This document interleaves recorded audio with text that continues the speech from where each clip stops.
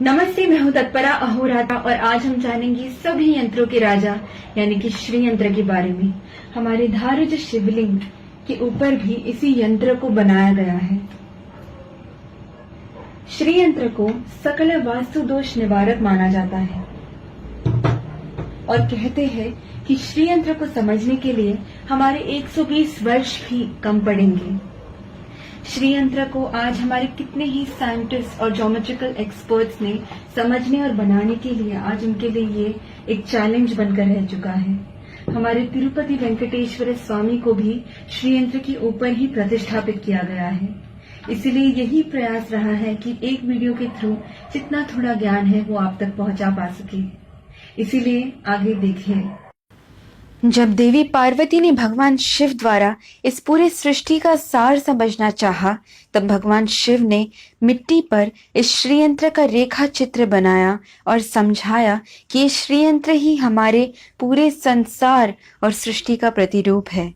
जिस जगह पर भगवान शिव ने श्रीयंत्र समझाया था, आज हम उस जगह को श्रीनगर के नाम से जानते हैं।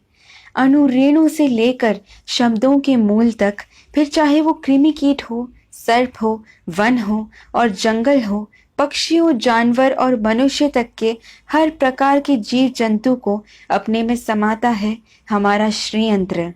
बिंदु का जन्म भगवान शिव के 4 त्रिकोण और देवी पार्वती के 5 त्रिकोणों के संग द्वारा हुआ था। इन 9 त्रिकोणों को जोड़ने से बने 43 त्रिकोण। ये 43 त्रिकोण हमारे शरीर के धातुओं को दर्शाते हैं। सबसे पहला त्रिकोण हर जीवी का कवच यानी कि जीवात्मा कहलाता है। फिर आते हैं अष्ट त्रिकोण जो अष्ट वसु को दर्शाते हैं यानी कि धरा, अनला, अनिला, आहा, प्रत्युषा, प्रभासा, सोमा और ध्रुवा। उसके बाहर के 2 चक्र 10 त्रिकोणों के मालाओं जैसे यंत्र को सजाते हैं। ये 10 त्रिकोण 10 अवतारों को और 10 महाविद्याओं को दर्शाते हैं। फिर आते हैं 14 त्रिकोण जो हमारे मानव के अंतर यानी 14 मनवंतरास को दर्शाते हैं। 72 महायुगों को मिलाकर बनता है एक मनवंतरा और 14 मनवंतरा मिलाकर बनता है ब्रह्म का एक दिन यानी कि एक कल्पा। उसके ऊपर 8 सिर वाले सर्पों का चक्र बना है जिसे नागदल कहते हैं। नागदलों के ऊपर 16 फूलों के पंखुड़ियों से बना हुआ एक चक्र है। फिर जो 3 परत है वो हमारे त्वचा के 3 परतों को यानी कि एक्टोडर्म, एंडोडर्म और मीजोडर्म को दर्शाते हैं। हर जीवी से लेकर ग्रहों तक, जिसे हम ओजोन लेयर के नाम से जानते हैं, ऐसे सभी के ऊपर 3 परत होते हैं। ऐसा ये श्रीयंत्र हमें समझाता है।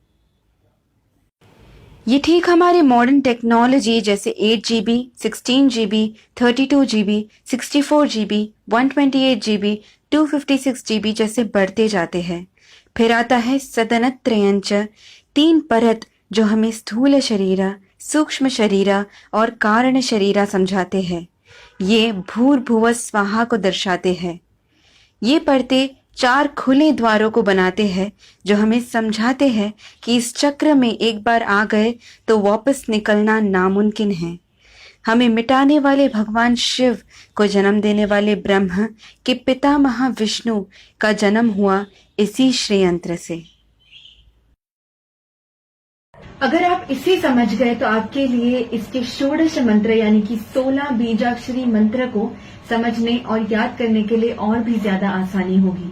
इसके मंत्र को सभी मंत्रों का राजा माना जाता है। तो आइए सुनते हैं और समझते हैं इसके षोडश मंत्र को।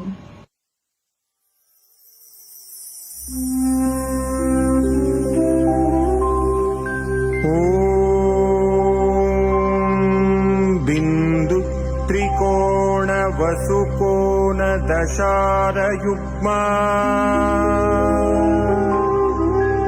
मन्वस्त्र नागदल षोडश पत्रयुक्तम्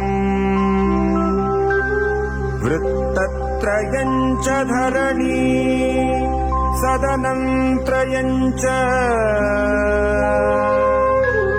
श्रीचक्रराज उदितः परदेवतायाः